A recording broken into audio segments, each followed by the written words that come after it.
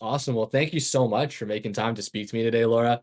Truly appreciate these opportunities to just hear the unique career stories everyone has, and also get a sense of, where your advice and tips come from.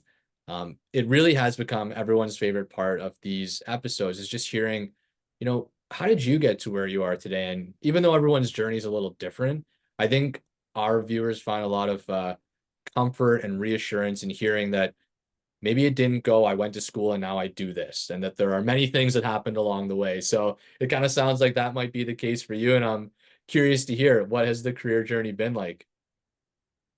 For sure. My story is definitely not the story of I got a degree in this and now I do this related job. So I'm happy to share. Just in terms of where I am now, to give a bit of context, to before I talk about where I started, I currently work at McMaster University in the Faculty of Science as a career advisor. The title there is Career Development and Relationship Manager, but I support undergraduate Faculty of Science students with their career development.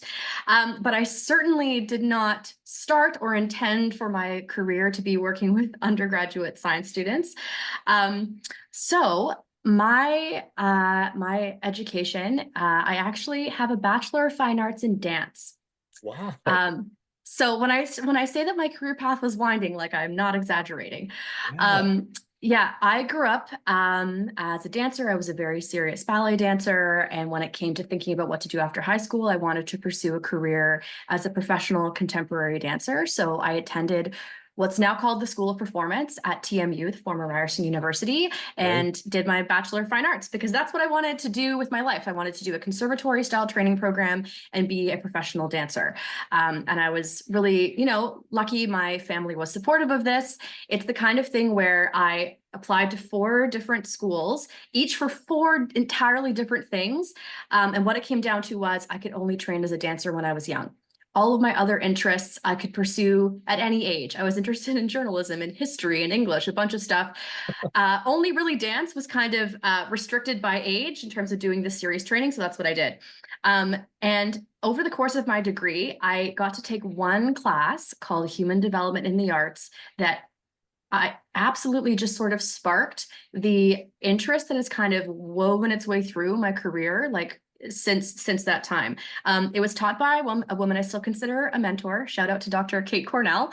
And basically the whole course was about the concept of using the arts to teach other things, like using the arts as a means of education. And I'd always been interested in teaching. My mother was a teacher. I had sort of tutored and done a little bit of teaching here and there. And I was like, okay, how could I make a job out of like dance and teaching in some combination? I was absolutely fascinated.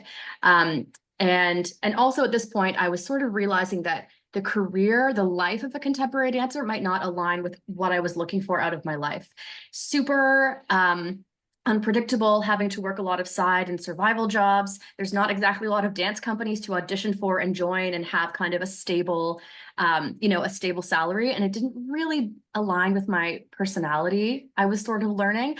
So after my undergraduate degree, I went to Teachers College to do a Bachelor of Education, but not with the intention of teaching in an elementary school. I wanted to figure out still, how could I teach and use the arts and combine them into some kind of job? I didn't know what that job was or if it existed, but I was sure that I could figure it out. I've never been a really long range planner. I'm not someone who has necessarily a 5 or 10-year plan. And so I was at the time willing to kind of, I guess, do the next thing and kind of see what would emerge on my path step by step. So anyway, yeah, I think that's so cool. Go on. Yeah, I did my Bachelor of Education, and then when I graduated, I stayed connected to Dr. Kate Cornell, which is a lesson in staying connected with, folks from university or college who might be supportive of you. And I got introduced to some people working at the Royal Conservatory of Music. They had a program called Learning Through the Arts, which was artists going into classrooms to teach core curriculum content like math, language, and science using their art form. So I landed in a position that I didn't know existed before until I networked and asked people, what could I do that combines all my interests in a job, using dance as the instructional strategy to teach, elementary school kids math using dance, science using dance, language using dance. My goodness. Yeah, yeah. But it was only contracts. So I was also getting office work through a temp agency. I was working in a coffee shop. I was doing admin work for this like scholarly dance society. And that worked well for me for 3 or 4 years. I was comfortable kind of working 5 to 7 different jobs at any given time, until I wanted more stability. It became a little much having to always, be looking for the next job. Ultimately, that also didn't really suit my personality. Yeah.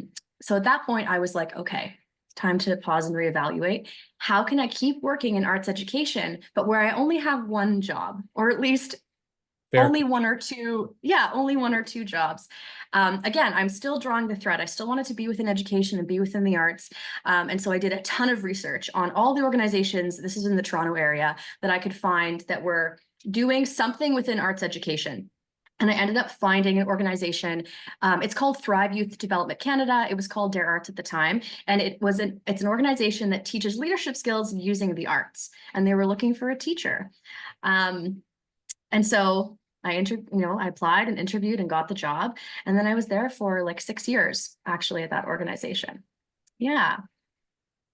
And within that job, again, I was doing arts and education, teaching leadership skills, working with artists across disciplines around the city.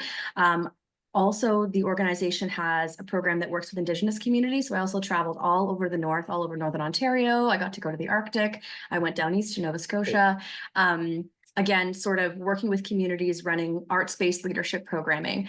And it was amazing. Like I got to have such wide and varied experiences, like as a professional. And so it was absolutely the most incredible learning. But after 6 years, I was ready for something different. I was really interested to try to keep working with Indigenous communities. And so when I left that organization, I reached out to my network because, as you can probably imagine, like many industries, arts education is not that big. People working with Indigenous communities in arts education is not that big. Right. So then I ended up getting a role with an organization called Outside Looking In. They're an Indigenous education organization whose main program is actually a dance program, but I wasn't working in the dance program. I know, right? It's like so serendipitous. But I ended up getting a role as a program manager for a career education and mentorship program. Okay. For high school students. It was 4 credit, and I was teaching it virtually to students across the country in different Indigenous communities and pairing them with mentors in different professions. But that's sort of like the first time I was really formally doing career education as like the bulk of my work. Previous to that, I had hired youth staff to teach, to work in summer camps, and I'd done some sort of like job search and employment coaching in kind of an ad hoc way, developing training programs. But this role was like firmly in career education. And I was like, oh, like this is really interesting to me. Sort of just the work of helping youth start to think about who am I, what might I want to do, et cetera.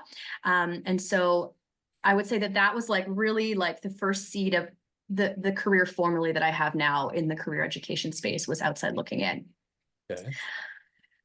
But that was still like back like several years ago. So more things have happened since then. After 2-ish years there, I was again looking for a change, but not in terms of the kind of work I was doing within career education. I was looking for the ability to change my life. And I think sometimes when people think about career changes, they often only think of like the work you're doing every day. But I was thinking more, I need my work to serve my life in a way that it's not right now. I'd only worked really in small nonprofits with under 10 people. I wanted to be able to, quite frankly, make a better salary, have more professional development opportunities. I wanted to work on a bigger team for the first time ever. And so when I set out on that sort of career transition, I really was looking for a different environment, less so like I wanted to do the same kind of work, but how could I do it in a different environment that might serve my different professional and life needs? And so I did research because, again, I was going after a job I'd never heard of, which is like kind of the story of my life. And so I was like, okay, what kind of environments might serve my current life needs around stability, salary, professional development? And I was like, oh, you can do career education in universities and colleges, which I kind of found out after talking to people, after begging a very late alumni appointment from career advisors at TMU, and just like talking to everyone I could find and doing tons of internet research. And I eventually landed a role at TMU in supporting faculty of art students as a career advisor. So that was like my first job at a university, and it was exactly what I was hoping for. It was still working with students as an instructor, right? It was a mix of doing one-to-one career advising, also teaching in classrooms and, creating workshops. So I was still firmly an educator, which has always been the thread, but I was working with a really big team. There was tons of structured learning opportunities. Like it was the environment that I was looking for. Right. Um, yeah. And then I loved that job. It's an amazing team, the career team at TMU. But then I moved. And so then again, life changes, less so about, wanting to change jobs. I loved that work at TMU, but I moved and I really wanted to work at McMaster. So I set about trying to meet anyone I could at McMaster to learn about, the ecosystem of career services at Mac. And then eventually I managed to get this role in the Faculty of Science. And here I am now. Oh my goodness, Laura, that is an incredible story. And it's the Sorry, I reason, said that like in one breath with very few pauses. oh, please take a load off because I have a ton of thoughts and Yeah. questions.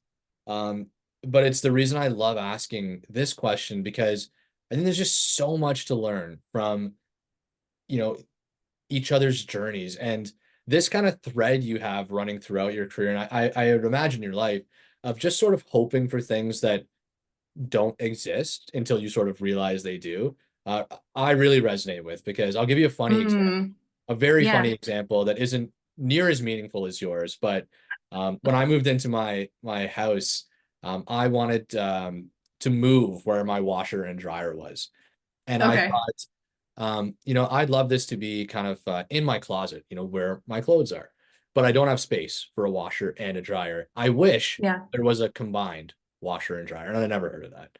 But I think when you start thinking that way of, kind of letting yourself wish for things like a role that incorporates dance and education, you start to, find opportunities for those kind of things. And in my own way, I found a washer and dryer that was combined in one unit, and it does Yes. exist. They're very Um, common in Europe. I had never heard of them. Similar to you, these ideas that and roles that you were curious about but hadn't heard of, but were willing to kind of hope for and then start having conversations about. I think it's just a really important lesson for people because I wonder how many people, may not do things that way and may kind of stunt their hope because, well, I've never heard of that or that doesn't exist. Um, so I just think that's really, really interesting that you shared that. And I hope that encourages people to hope because those are outrageously specific and unique opportunities you found I know. based on what you were looking for. Um, but I also really like that you spoke about right at the beginning of your journey, this interest in so many different fields, journalism, dance, history. I think that's reassuring for people to hear as well. I don't think it's very common that people go, I want to purely do dance. I'm going to go to the conservatory. I'm going to be a dancer, right? Even for you, it kind of came from multiple options. So I hope that people take Hmm. comfort from that as well. It's okay to want lots of different things. Um, Now, where I am curious to ask you some questions around is, Yeah. as you started to recognize that it wasn't necessarily the job you wanted to change, but the environment, um, is that something that just developed as you experienced what it was like being in one place? And for people that are starting to recognize that, what kind of tips can you provide to make that switch from, Mm. a small company to a big one? Because I think a lot of people get worried about leaving what they know behind for this new thing that they might want, but it's also new and scary. Do you have any guidance on how you kind of made that jump from a small company to even just a big company? Yeah. Yeah. So a couple of things. I think it's important to first of all start to pay attention of signs that you're feeling disengaged at work. So you might start to like have more Sunday scaries where you're not looking forward to work, or at least you're not feeling even neutral about it, where you're feeling negative feelings, associated with having to go to work. Perhaps you're feeling less motivated to get tasks done, like you're procrastinating a lot when you didn't before. Perhaps you have been, you're wanting to learn something, but it's really hard to make that happen at your job for whatever reason, whether it's resourcing or how projects are managed or whatever that might be. It's important to recognize, I think, the signs that you might need a change, because a lot of people, for lots of reasons, because changing jobs is hard. Obviously, we have a lot of demands on our time and finances that can make changing jobs difficult, because I know that the search itself takes up a lot of time. But I think that it's important to recognize within yourself when you're feeling like itchy and unhappy at work, because I think then it's important to like pause and reflect on something's not working here, and what could that be? And so a way that you can kind of assess what might not be working and what might work better is thinking about something I call like push and pull factors. So what feels is, sorry, how do I phrase this? What's currently pushing you away from your current job? So for example, it could be the, management style is not really working for you, or just like the volume of work or expectations, the kinds of projects you're getting to work on, feeling like you're having to work outside of your scope a lot. If the organization's really small, that's common. Feeling like you want to be able to make changes, but there's not really support in the higher levels of the organization. You can't make any more money.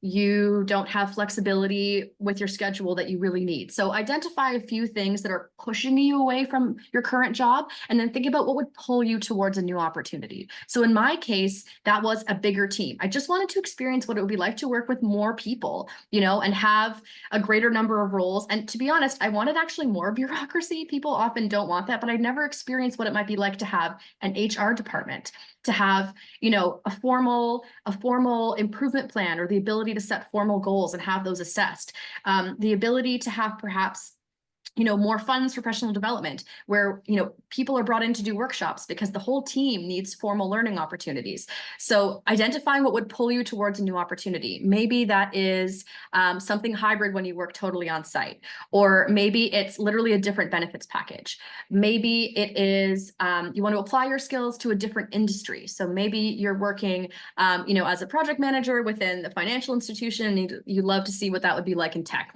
So think about what would pull you towards a new job. And that's kind of one way of assessing what's not working now and what might work better. The other thing that I think is important to realize is that the next opportunity is not the final one. Like, you don't need the job, you just need the next job. Because I think a lot of people feel hesitant to leave what's familiar based on like fear of the unknown. But the thing is, that like at a certain point, you just need to leave what you're doing to do something else. Like the idea that a change can be as good as a rest. Sometimes you just need to move on to the next thing. That's probably not actually like the forever job. Like, I think that we kind of have to abandon that idea. But just to take the leap when you feel like you need it, even if you land somewhere that's also not right, it's going to give you more information about what the more right thing might actually be. So that's what I would sort of say as like a starting point if someone is looking to transition. Now, that is separate from, do you need to upskill? You need to get a lot of, depending on how dramatic the change you're trying to make is, you might need to get a qualification, or you might need to start in a different role adjacent to what you actually want just to get into your new industry. You might need to go into a role where you take a pay cut to get to a more ideal place, but that's going to depend on what's possible for you. In my case, I was doing the same kind of work. I just wanted to do it in a different environment. So I was still moving from like education to education, still doing similar buckets of work, student advising, teaching. Someone who's making a more dramatic shift might have to do more pre-work in between. But I think that you first need to get information on what is required to make that change. And the other thing I would highly, strongly suggest is to do informational interviews with people who are in roles that you're interested in industries that you're interested in, who might have made a change similar to the one that you've made, because you need to gather information. I think that people, when they think about looking for a new job, they only picture the applying part, but I really think you should be doing 90% networking and informational interviews and 10% applying. Like I have often in my past applied to relatively few jobs, but spent an equal amount of time job searching, right? But it was mostly spent in conversation and doing research, because then by the time I was submitting a job application, I had insider information about that organization's mission, vision, values, how the team was structured, what they're looking for, on the list of 30 qualifications, what they actually care about. And so I was able to put in a more effective application. I'd probably already spoken to someone who might know my name. So I think that's the other thing, is you have to go on a mission to gather information by talking to people, because you really want to connect to people, not jobs, when you're making a change like this. That makes a ton of sense, and it's exactly what it sounds like you did at McMaster, right? You got to know everyone. You had conversations, and it sounds like what you've kind of done throughout your career is immerse yourself in that environment, right? Okay, you have this incredible skill set as a dancer, but now you need to go to teachers college to do that upskilling. And that's where, it's funny, you kind of made a loop there to have started at TMU and then had that late I know. conversation and come back. But again, from having kept that connection with Dr.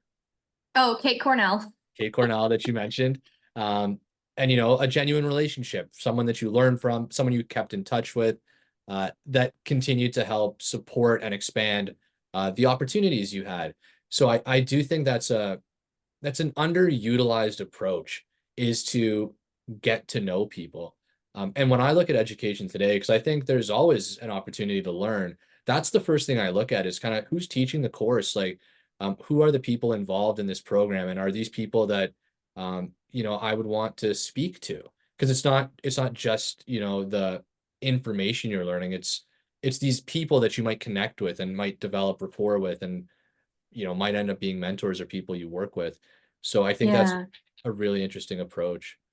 Um, and the Yeah. other thing that it's helpful that you've mentioned is that you did the same role in a different environment. I think a lot of people kind of connect those two and think, well, if I don't enjoy what I'm doing now, I have to change everything. And Mm. that's like you're saying, not necessarily the case. Um, so very helpful to know that. One thing I am wondering, that I know people know they need to have these conversations. I don't think they know how to start them. So how did you start some of these conversations, even just at McMaster, for instance? Like what are some examples of things you said when you started reaching out to people? Yeah, I think my scenario in reaching out to people at McMaster was kind of unique, because I was basically looking for the same job I have now, just in a different university. And Yeah. I had some established connections, like because I moved, I resigned from my former job. So I had my director and former manager like making introductions for me. That's not always possible. You're not always able to be so open about trying to make a change and kind of like activating your network and making some helpful introductions. That being said, I also did reach out to people on my own as well. And I think the perspective is you have to go into it as a learner and not just a job seeker. So when I would reach out to people, say on LinkedIn, I would first of all think, what do I want? What do I need to know by the end of this conversation that I don't know now? And I would kind of set like a learning goal for myself, because it's very easy to just ask someone about their career path and then you leave realizing you didn't learn anything helpful to actually help your career path. Like, Sure. and people love to have that conversation. Like, obviously I enjoy telling you about my career path, which was your learning goal in this conversation. But in an informational interview or coffee chat, sometimes that's what you need to know, but not always. So my initial learning goal when I was talking to folks at McMaster was, how do career services work at this university? Because there's different models. Like at TMU, it's centralized, it's called hub and spokes. There's one career center that serves all faculties. At McMaster, it's decentralized. So there are career services within each faculty. And so I needed to learn about, how does that model work? What kinds of roles provide services to students? Do the different centers interact? And so if I was ever going to put in a successful application and say, I have the skills and qualification you need in this model, I needed more information about how it actually works. How do they do internships and co-op and experiential education and one-to-one career advising? Are there in-class workshops? Are there partnerships with faculty? So I had to learn all that stuff. So when I would approach someone, I'd say like, hi, my name is Laura. I currently do this. I noticed that you do XYZ at Mac. I was really hoping to learn more about this particular thing. Like in this case, about the the structure of your career services within the Faculty of Social Science or whatever it might be. And then, I made a very specific ask. I showed that I did some research on their role on the university. I made kind of a connection between the two of us. Hey, we're in a similar field. But I Right. didn't say, I am looking for a job at McMaster. Can you help Right. me? And then, of course, during the conversation, I did bring up, like, I moved to Hamilton and I'm hoping, one day to find a role here, but I need to learn more before that can happen. And so I would just ask a lot of questions about how their career services work to address my own learning goal. And then I would, of course, ask them about themselves and about their specific role and their path. But because I was already in career education, I didn't need the pathway information as much as I needed info about how to be a successful applicant to a job in the future. So that is kind of my approach, like set a learning goal, make a pretty specific ask when you're first reaching out for that coffee chat, and then, design at least 3 or 4 questions that address that specific learning goal. And then obviously just chat and be a person and be Yeah. interested in them and kind of, recognize you're establishing a relationship. But I think that is really important when you're trying, you're trying to find out something specific. So ask those questions. The other thing I would say is it's great to also ask for the next introduction. Hey, do you know someone else that you recommend that I speak to? Like, let that connection turn into the next connection. That is super helpful and tangible advice, Laura, because I think people, they're trying to find some kind of trick to it, right? Like, what do I say to get the Mm, job offer? But when you approach it genuinely, like you're saying, that you're genuinely trying to learn about how yeah. career services works there versus here. And there is a major difference. It's a genuine question. Um, it takes a lot of the stress out of it because it's less about saying the right thing and more about asking the real questions you have. And some people will answer and some people won't, but there's no real stress around that. You can't do it wrong in a sense. If you Yeah. approach it genuinely. And I think that takes a lot of fear out of the equation.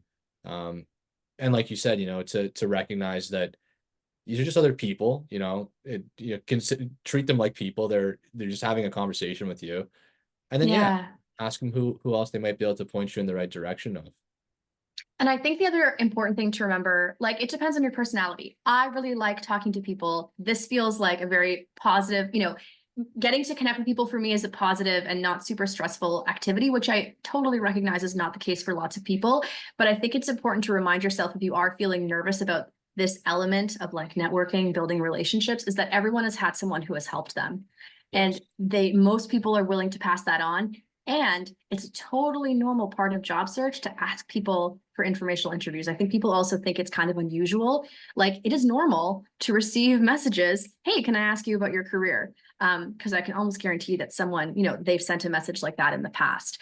The other thing too is that if you are doing a ton of prep, like with your learning goal and your questions, you just have to ask them and they have to do the talking. So if you're also feeling nervous about the conversing, the back and forth, like, you get to start with just questions and being in the listening role. And ideally, but you could probably get halfway through the conversation before you might have to kind of say a lot about yourself. So I think that can help if people are feeling really nervous about the act of just talking to someone they've never met.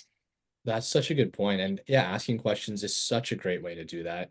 Plus, you get the benefit of doing all this learning. And again, super practical. I think that is something people are worried about. And asking Yeah. questions is kind of a win-win, especially in a conversation like that.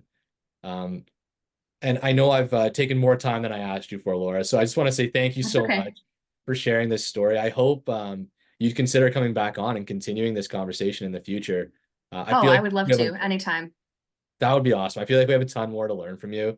Because I have other questions kind of about, some of the early decisions you made in your career, but I Mm, will save them for next time. And just say sounds thank you good. so much for sharing these stories and really practical tips. I think uh, that's always helpful when someone goes, here's something you can do. And I think for people listening to this one, there are things you can do based on what Laura has shared with us. So I hope you make use of them. And would you like to add anything before we kind of close off, Laura? Any kind of just, final words for people who are going through their own kind of career transition or journey right now? Mm. I would say that, and it's kind of repeating what I shared before, you don't have to decide what's happening 10 years from now. You just have to decide the one next thing you're going to do. And so if it's feeling scary and big, just make it smaller. Like, what is one decision you can do? Who is one person you can look up on LinkedIn? What is one message you can send? What is, one thing you can write down about what you'd hope to have in your next job? Because your career is going to build, or that career transition will build itself in small steps. So again, you're not deciding your ultimate future, you're just deciding the one next thing. So hopefully that perspective resonates with someone who might be feeling like the change is really big and hard to tackle. Absolutely. And I know people that are going through that, that I will tell that advice to, because I think it will take a lot of stress off their minds just to know, hey, this isn't the be all end all. It's just kind of what's next. So really Yeah, appreciate that. Yeah, really appreciate that reminder, Laura. And again, you sharing your experience with us today. Thank you. And I hope you will come back soon. for sure. Thank you so much for having me. This was great. Awesome. I will talk to you soon then. Have a great rest of your day. Yeah, you too. Okay, bye. Bye, Laura.